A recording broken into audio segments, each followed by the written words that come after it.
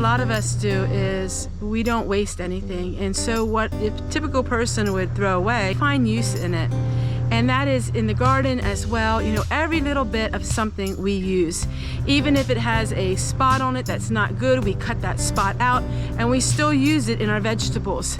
And that is the difference between somebody who just lives for the moment or people that are frugal like me. We don't waste anything, and waste not, want not. And so I don't want a whole lot because I have so much here at my own disposal which I can use, and that is by saving every little bits and bobs of everything and making something out of it.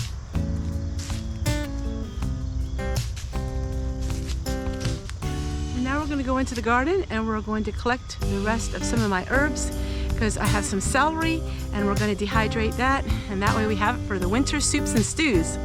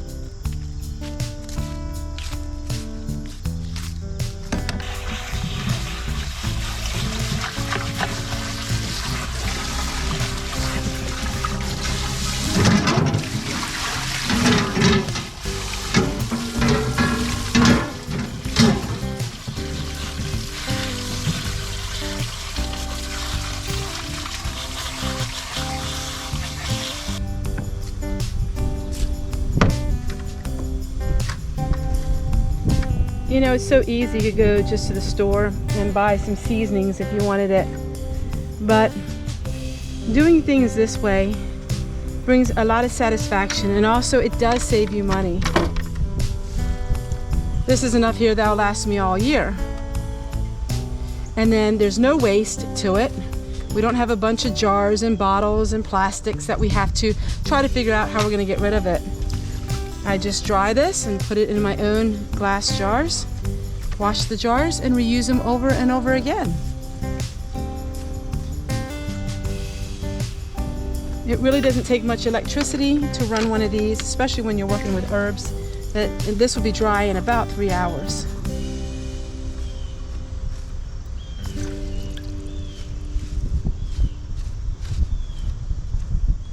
I think for me, it's getting away from all the commercialism as much as I can.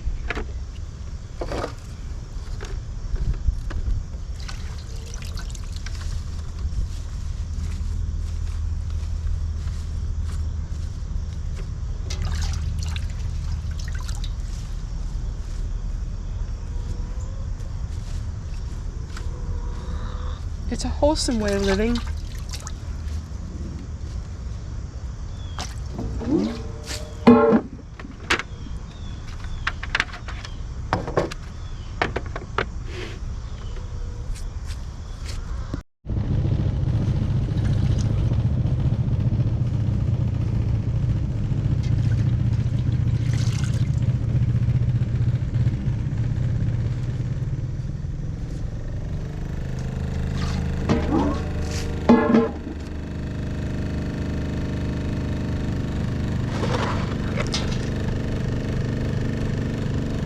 The biggest misconceptions that I think is a lot of people say, well, they just don't have time for this. Oh, they couldn't possibly have time to do all of these things. And I want to emphasize that for someone like me, I'm home 90% of the time. 90% of my life is spent here at home.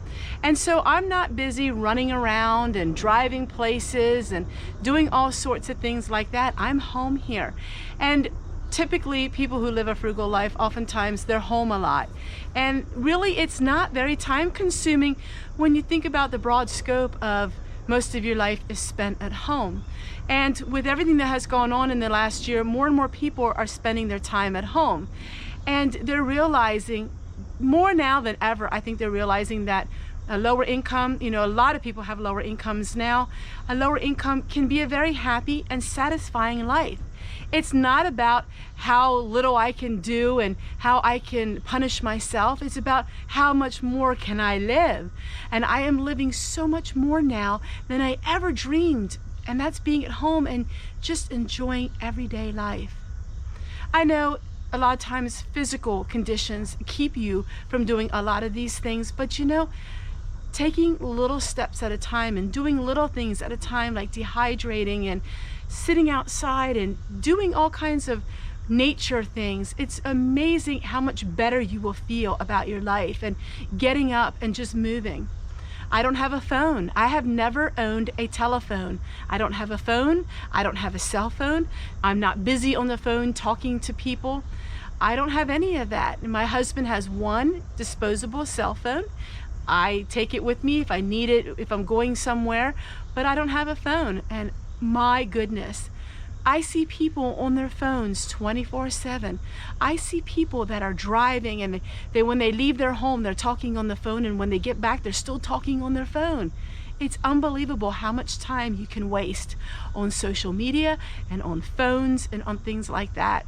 And I'm realizing there's so much more of the world out there than what you see on the computer and what you see on the phone. And while I enjoy making my videos, the only videos that I watch for the last 6 to 8 months are videos of just calmness, people's lives, beautiful productions and beautiful videos of people that are sharing their life with all of us. I don't watch anything that is not considered edifying to the soul and to the body. And all of these things has healed me tremendously. So whether you're middle class, high class, or low class income living, you know, you need to take a look at your life. And I believe that you should do that a couple times a year, not just once in 10 years or so. A couple times a year, take good stock of your life and see what you want to change about it. I've done that now twice this year, and I just took a step back. And what does that mean? You know, people say take a step back. For me, it was I turned off all social media for about a week, and I just focused inwardly, and I wrote down all of the things in my life that I felt were missing, and I wrote down all the things in my life that I want to achieve. And that has really helped me tremendously through my videos. My videos are a totally different type of video, and I'm just extremely, extremely happy.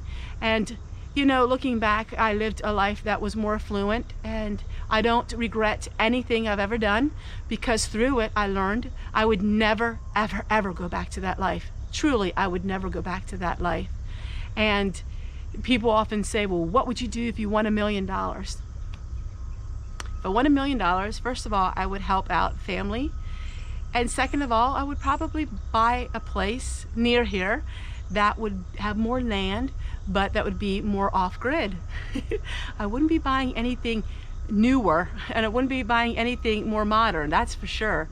But you know what? I feel like I won $1 million already because I'm content. And my friends, if you're content in little, you will be content in a lot.